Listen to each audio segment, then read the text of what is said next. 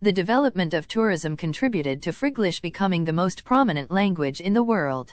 Some people think this will lead to English becoming the only language to be spoken globally. What are the advantages and disadvantages to having one language in the world?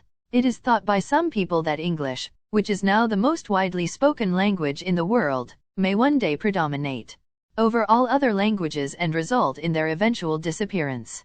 Having one language would certainly aid understanding and economic growth, but there will also be some drawbacks. One evident benefit to having one global language is that it would enable greater understanding between countries.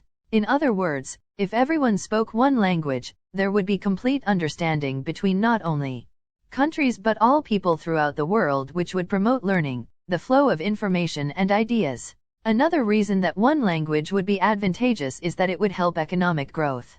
With all people speaking the same language, there would be fewer barriers and therefore trade would flourish between countries, resulting in a healthier world economy. On the other hand, there are obvious disadvantages to having only one global language. Firstly, it would mean that all other languages would eventually disappear and, along with them, their cultures. The diversity of cultures is one of the joys this world has to offer.